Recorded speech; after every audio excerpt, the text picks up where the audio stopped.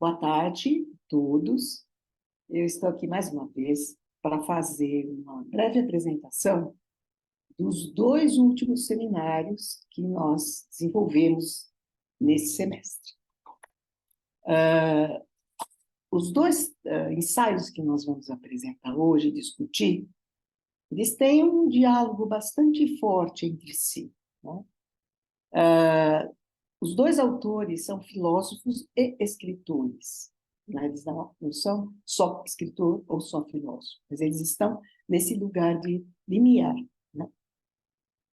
O primeiro filósofo, escritor, é o Giorgio Agamben, que é um filósofo italiano contemporâneo, de 42, ele é de 42, então ele está com 81 anos, né?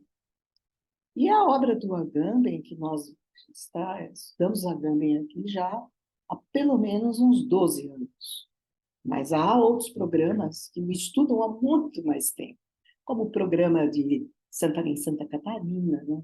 Florianópolis, a Universidade de Floripa, como a Federal de Minas Gerais, né? Então, ele tem sido assim um autor de grande alcance. E para a literatura, o pensamento dele tem muito interesse. E é por isso que nós estamos trazendo esse texto do Agamben, esse ensaio do Agamben, cujo título é O que é o ato da criação? Esse ensaio está num livro traduzido recentemente para o português, que é O Fogo e o Relato. Esse livro, que tem, a tradução foi em 18, mas ele tem nesse livro uma série de ensaios, 10 ensaios, que foram palestras que o Agamben proferiu entre 2010 e 2013. Esse trabalho vai ser apresentado pela professora doutora Beatriz Badim de Campos, que se doutorou pelo nosso programa de literatura e crítica literária. Em seguida, nós vamos passar, então, para a apresentação do outro ensaio. Na verdade, não é um ensaio, mas é um capítulo de um livro de um filósofo, escritor e dramaturgo chamado Alain Badiou. O Badiou tem 87 anos, ele é de 37, então também é um contemporâneo, né? E esse trabalho tem um título bastante interessante, que é O que é um poema e o que pensa dele a filosofia, né? Este capítulo está no livro chamado Pequeno Tratado de Inestética. E esse livro é muito interessante, a entrada nele, o Badiou explica o que ele entende por inestética. Ele diz o seguinte: por inestética, entendo uma relação da filosofia com a arte que, colocando que a arte é, por si mesma, produtora de verdades, não pretende de maneira alguma torná-la para a filosofia um objeto seu. Contra a especulação estética, a inestética descreve os efeitos estritamente intrafilosóficos produzidos pela existência independente de algumas obras de arte. Acho extremamente instigante o nome e, assim, o sentido que ele dará. Esse capítulo será apresentado pela professora doutora Elizabeth Alfeld. Tanto a Bia como a Beth são pesquisadoras do grupo de pesquisa Narrador e as Fronteiras do Relato há muitos anos, né? Então, palavra para a Bia, por favor. Obrigada, Rosa. Fico muito feliz de ter sido convidada a fazer uma leitura, né, desse ensaio do Giorgio Agamben, que é o ato de criação. Eu preparei um texto em que eu contemplo alguns dos conceitos principais, né, que ele aborda nesse texto, especialmente, né, iniciando com o conceito de resistência, e a partir daí, né, ele vai trazendo alguns outros conceitos a partir desse.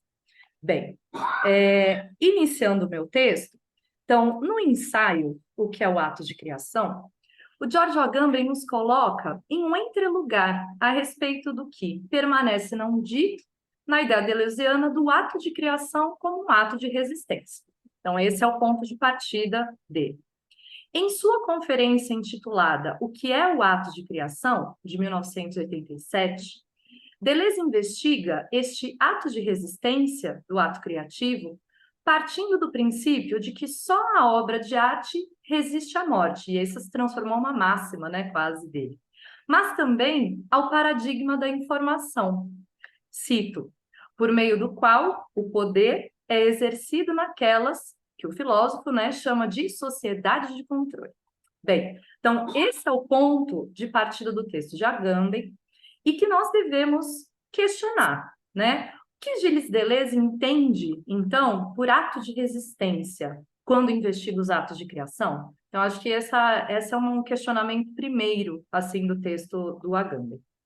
Em sua conferência, e aí eu fui ao texto do Deleuze, esse de 1987, do que é o ato de criação, então o Agamben utiliza esse título também, fazendo uma alusão a esse texto. Em sua conferência, Deleuze cita como exemplo a obra de Bach, e ele diz, o ato de fala de Bach é sua música, que é um ato de resistência, é uma luta ativa contra a repartição do profano e do sagrado. E acrescenta, ele é humano e também um ato de arte. Somente o ato de resistência resiste à morte, seja sob a forma de uma obra de arte, seja sob a forma de uma luta entre os homens. Então, esse trechinho foi retirado, então, do texto de Deleuze, que é o ato de criação. Bem, partindo desse pensamento deleuziano, então, o Agamben justifica o seu ensaio questionando-se e também questionando a nós, né, leitores, sobre o que ele considera o conceito de resistir ou de resistência, que o Deleuze parece relacionar com o significado corriqueiro de oposição de uma força ou de uma ameaça externa. E é esse ponto que incomoda o Agamben, né? Ele sente uma falta nessa consideração de Deleuze. Então, a respeito do termo, o crítico italiano, ele recupera a fala de Deleuze num programa televisivo, né? Então, Deleuze, ele participou de um programa de televisão que está disponível no YouTube, enfim, em outras redes, que foi exibido na França em 1996. Nesse programa, Deleuze, ele acrescenta, a propósito da obra de arte, que resistir significa sempre liberar uma potência de vida que estava aprisionada ou ultrajada, né? Então, ele desenvolve essa ideia. Apesar de recuperar essa definição deleuziana de resistência, Agamben evidencia uma falta na explicitação do conceito quando este relaciona-se ao ato de criação como um ato de resistência. Bem, então, o fio do seu pensamento, né, do pensamento de Agamben, pensamento crítico dele, é desenvolvido, portanto, a partir da criação em relação às práticas artísticas. Então, esse é o objetivo, o foco do texto de Agamben. Investigando, então, Agamben faz essa investigação sobre a genealogia desse termo, né, o termo resistir, o Agamben chega numa dualidade, em que ele define. Então, existe uma criação que é divina, e existe uma criação que é do fazer humano, então, que é da matéria. Muito bem.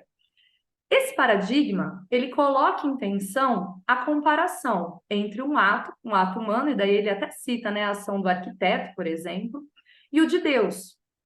E, nessa tensão, transportando esse paradigma da criação para a atividade do artista. Então, ele defende que na atividade do artista, esses dois criares, né, essas duas criações, estão contidas ali naquele trabalho. Muito bem.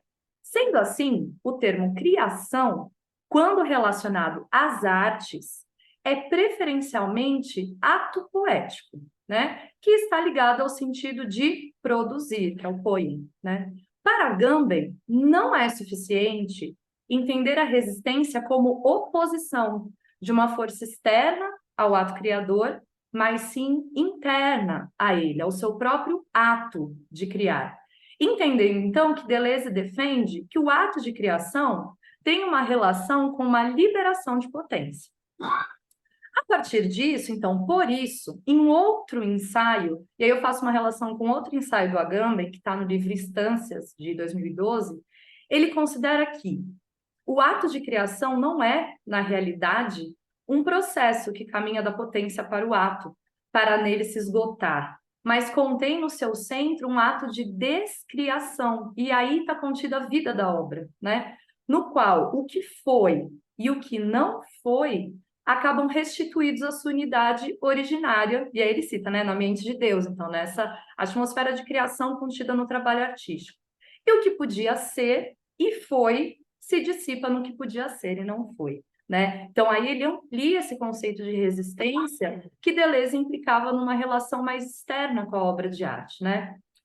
Partindo desse ponto, Agamben traça uma arqueologia do conceito de potência a partir da filosofia ocidental, tendo como articuladores de sua reflexão alguns estudos de Aristóteles.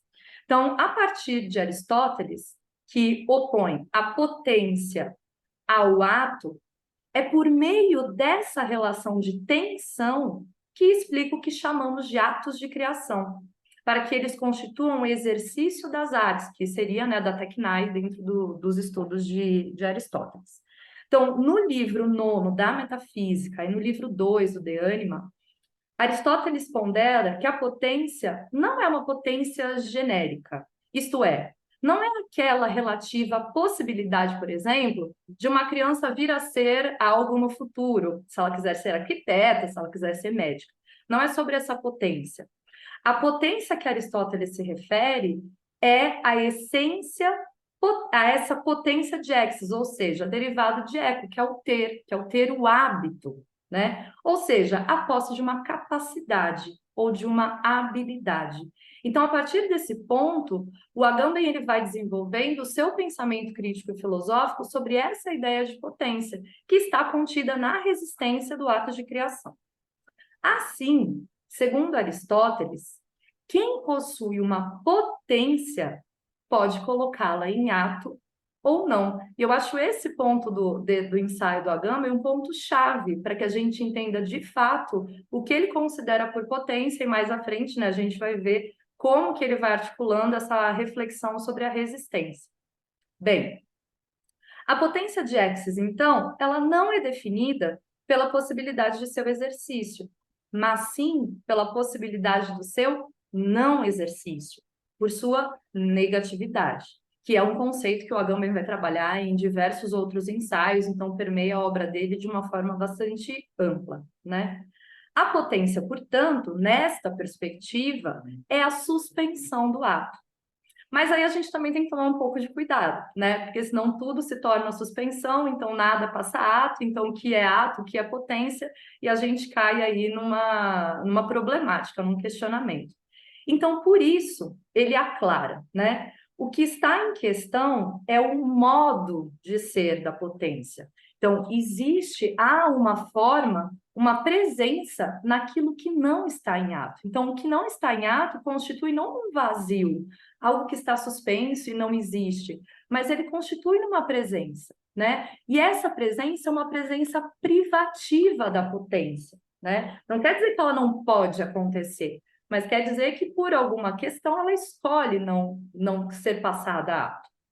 Em outras palavras, o que o Agamben pontua, a partir dos estudos de Aristóteles, é que a impotência não significa ausência de potência, né? Que foi o que eu acabei de comentar, mas potência de não passar a ato. Então, daí vem essa expressão que ele utiliza como conceito de potência de não, né? E aí eu cito ele. A potência de ser e de não ser, e de fazer, de não fazer, ao mesmo tempo. Então, elas não se excluem, elas não são excludentes. Então, quando passa ato, não existe mais essa potência de não, ou quando existe a potência de não, não existe a outra potência. Não, elas existem dentro de um campo de tensão. Muito bem. É o que para Aristóteles, então, ele resgata essa ideia de Aristóteles, constitui a essência da potência, então, desse conceito de potência. E olha que interessante, porque é o lugar em que o ser humano vive, né? A vida, se a gente pensar, é de fato esse campo de tensão, né? do que existe de potência, de habilidades que temos e desenvolvemos e que resolvemos passar a ato não, certo? Então, um sujeito que vive na dimensão da potência como ser humano, ele tem o poder de fazer, de passar a ato que ele pretende, e o poder não, né? E assim, toda potência humana é originariamente, então ela se origina nessa tensão, em potência. Todo poder ser ou poder fazer está no homem, constitutivamente em relação com a própria privação. Então, quando a gente fala desses conceitos todos, todos estão uns em relação a outros, nenhum exclui o outro a partir da sua prática, enfim, da sua existência.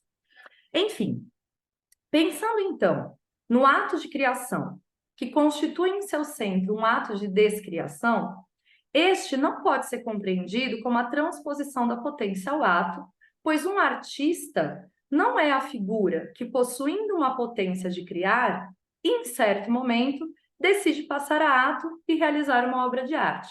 Mas, nesse ponto, Agamben lança uma pergunta, né?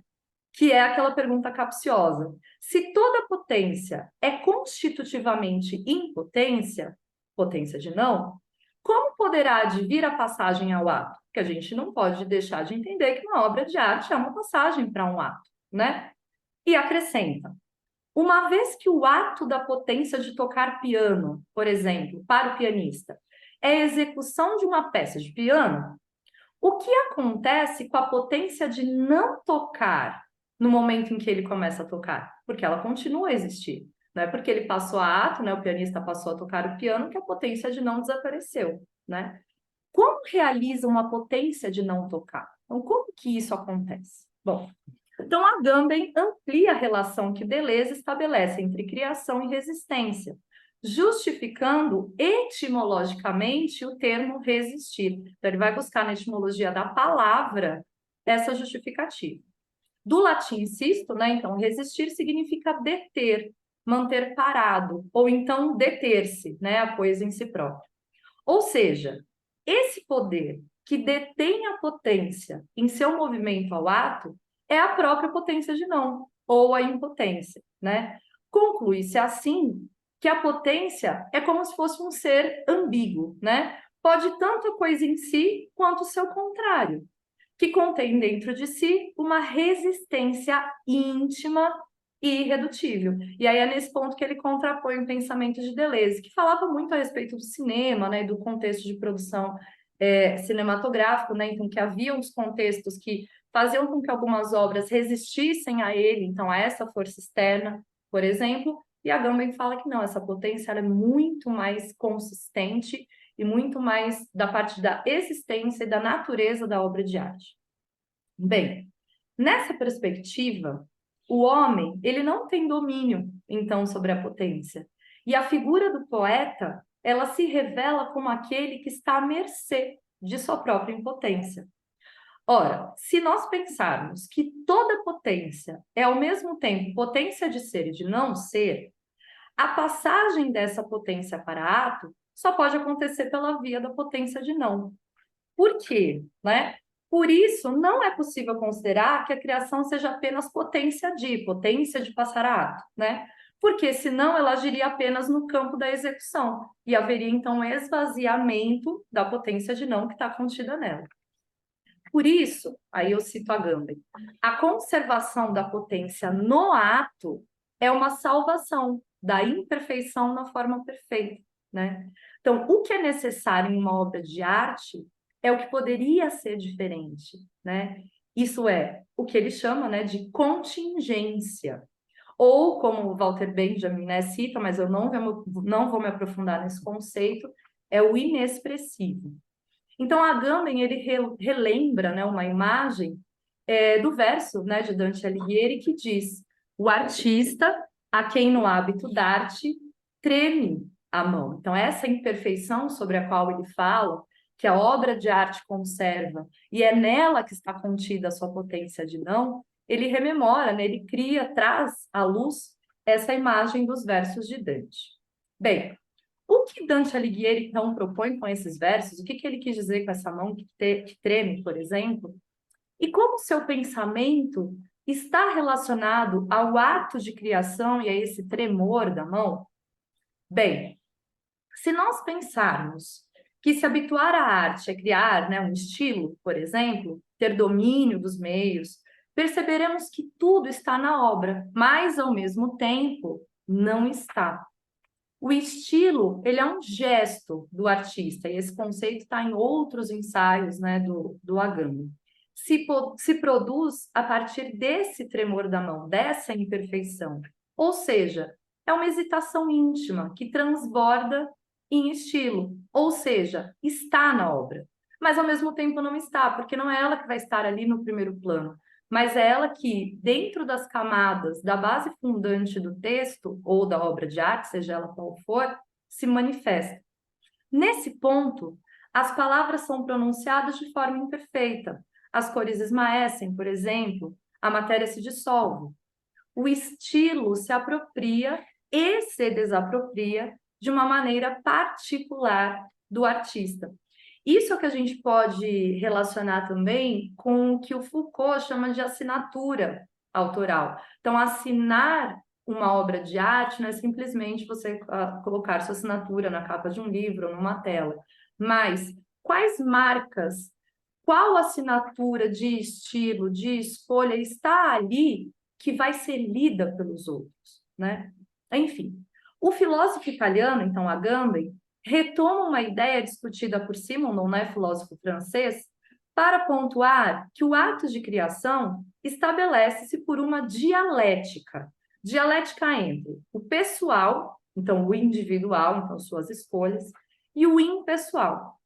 O impessoal seria essa potência de, então é o gênio que impele para a obra e para a expressão. Enquanto a potência de não é a hesitação, é essa mão que treme, né, que o individual opõe ao impessoal. Mas, de novo, a gente não está falando de uma oposição excludente, a gente está falando de uma oposição que se mantém na obra de arte e que se configura no campo de tensões, que é um aspecto que resiste à expressão, deixando, portanto, a sua marca. Aí está o estilo. Então, isso é o que a gente pode chamar de estilo. O embate, o conflito, o campo de forças entre potência criativa e o que resiste com ela e nela. Então, o que a gente deve ter cuidado, entretanto, é de compreender que a potência de não, mais uma vez eu friso, não nega a potência e a forma, mas é por meio de sua resistência que as expõe ou as manifesta.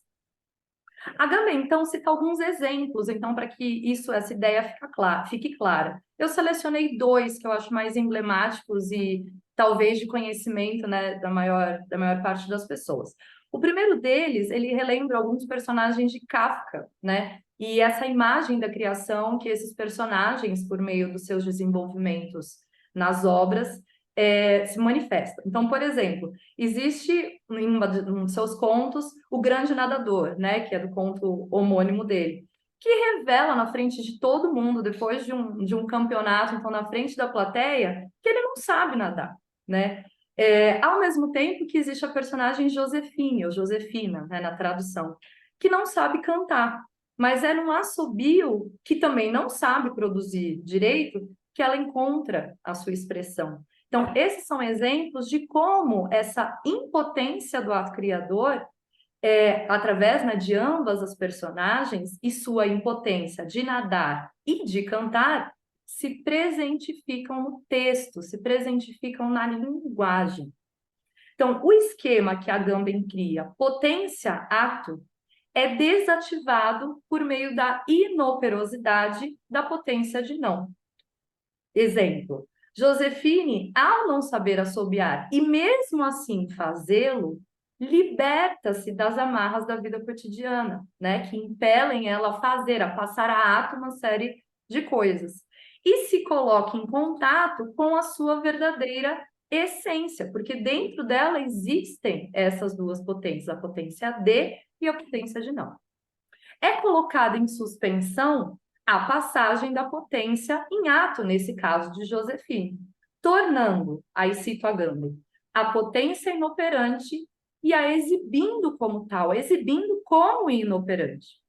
Então, a resistência ao ato de criação, que Deleuze menciona lá na sua conferência, é justamente esta resistência interna, mas que ele não havia deixado claro nesse sentido, e que tinha essa outra concepção dessa resistência externa. Então, seria uma resistência interna à potência, que é potência de não, impedindo que esta se esvazie simplesmente no ato. E, cito Agamben, impele a voltar-se para si mesma, isto é, a fazer-se, a poder a própria impotência. Muito bem, então nessa linha de raciocínio, essa suspensão da potência também se dá num outro exemplo que eu acho muito emblemático, que é a Tela As Meninas de Velázquez, né, de 1656. Então, Agamben, ele analisa essa obra, então ele analisa essa questão da potência, que não está contida na tela apenas em seu objeto ou na sua temática, vamos dizer assim, mas apresenta junto a este a sua potência, que é a própria arte com a qual foi produzido. Em outras palavras, a tela não apresenta apenas aquilo que apresenta, mas também o fato de que ela está dizendo, assim como a poesia não diz apenas o que está escrito nos versos, mas também o fato que está dizendo. Então, é a linguagem acontecendo. Ambas, pintura e poesia, são a suspensão da potência do olhar e da língua, respectivamente. A potência e a impotência em um campo de forças no ato de criação. Então, o ato de criação não é algo que está antes da obra, mas ele está na obra. Dessa maneira, unindo o que Aristóteles pontua em De Anima e na metafísica, tem-se uma potência que, por poder não passar a ato, permanece livre, inoperante, e pode, assim, pensar a si mesmo. Ou seja, algo como uma pura potência, uma potência que pensa sobre si mesma na obra de arte. Assim, entendemos que a tela de Velázquez pensa a si própria quando coloca o ato da criação em suspensão. Então, é nessa inoperosidade que é possível o pensamento do pensamento, a pintura da pintura, a poesia da poesia. Então, Agamben atenta aos leitores, né, ao fato de que o termo inoperosidade, ele aparece repetidas vezes ligado ao ato de criação, fazendo com que ele proponha uma poética ou uma política da inoperosidade. Ele articula seu pensamento a partir de Aristóteles quando o filósofo grego sugere a possibilidade de o homem carecer de uma obra própria, né? Sem um ser essencialmente inoperante. Então, está na nossa natureza. Então, se o ser humano produz arte, dentro dessa arte está reproduzido, está apresentado, está dizendo da inoperosidade da natureza, da essência do ser humano. Agamben, então, propõe pensar nessa hipótese do homem como um vivente sem obra, que está à busca, né? E nessa busca ele passa, né, a ato muitas das suas questões internas e de sua natureza, mas ao mesmo tempo não, porque ele nunca chega. Não existe uma linha de chegada. Dessa forma, pensa-se em definir a inoperosidade em relação à potência e ao ato de criação como uma praxis, ou como uma potência de tipo especial, que mantém constitutivamente em conexão com a sua própria inoperosidade. Olha esse campo de tensão, né, que vai crescendo e vai se formando dentro desse quase vórtice, né, de conceitos. Para tal articulação de pensamento, Agamben recupera da ética de Spinoza o conceito de descanso em si mesmo, né, que seria o quintessente in sepe. A esse conceito, Agamben considera que se trata de uma inoperosidade interna própria à operação, a uma praxis, que na obra expõe e contempla ao mesmo tempo a potência, potência que acompanha a obra, abrindo-a possibilidades. Por isso que um texto literário, qualquer obra das artes plásticas, por exemplo, ela é aberta a possibilidades. Por que que não existe uma leitura única de um livro? justamente por isso, né? Então, é a vida que, contemplando a sua própria maneira de agir, torna-se inoperante em todas as suas operações.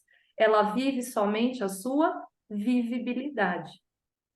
A isso é o que Agamben, no ensaio Apostila do livro Instâncias, então eu faço uma relação com esse outro ensaio, chama de vida da obra, pois é por meio deste núcleo descriativo que se origina e não cessa de originar outros núcleos de potência, aí eu ponho entre parênteses, né, descriativa, porque é criativa e descriativa ao mesmo tempo, e que permite a sua leitura, a sua tradução e a sua crítica, como o próprio Agamben coloca nesse ensaio.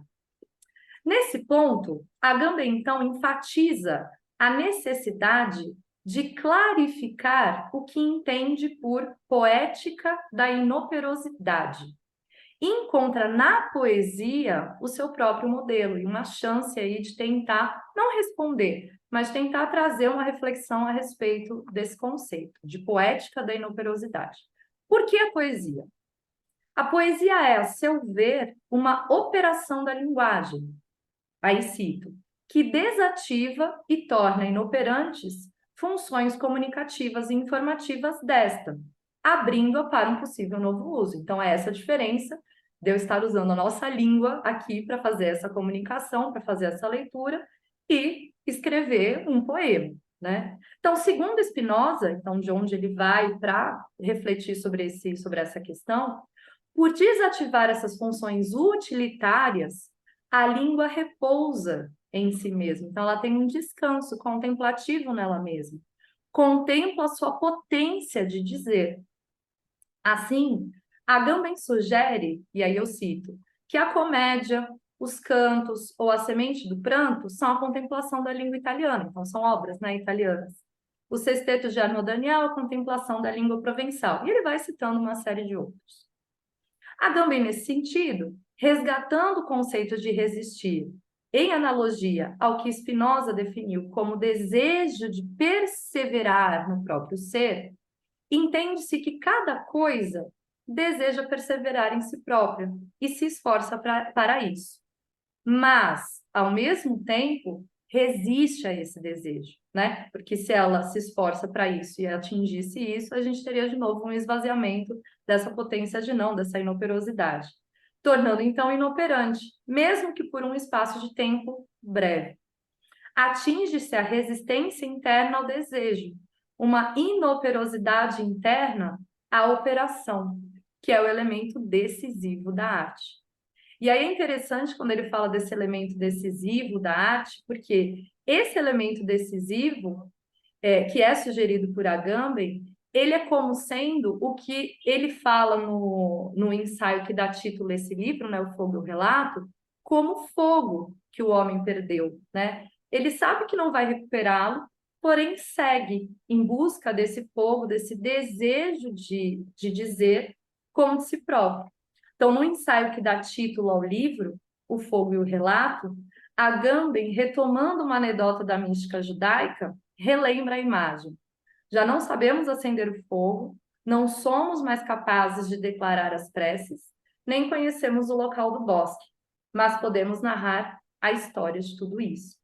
E esse fogo, e aí para concluir minha leitura, esse é o fogo, a forma desejante de ser pelo não, que almeja e ao mesmo tempo resiste a esse desejo, que aparece no poema de Paulo Leminski, Ler pelo Não, no livro de Estrades Venceremos, também de 87, como o texto de Deleuze, né, que abriu aqui a minha fala. E aí vou ler esse poema que eu acho que pode abrir para a gente discutir depois esses conceitos. Ler pelo não, quem dera, em cada ausência, sentir o cheiro forte do corpo que se foi, a coisa que se espera. Ler pelo não, além da letra, ver em cada rima vera a prima pedra, onde a forma perdida procura seus etcéteras. Desler, tresler, contraler, enlear-se nos ritmos da matéria, no fora ver o dentro e no dentro o fora, navegar em direção às Índias e descobrir a América. Então, encerro a minha fala com esse poema do Leminski e passo a palavra, então, agora para a Beth. Obrigada.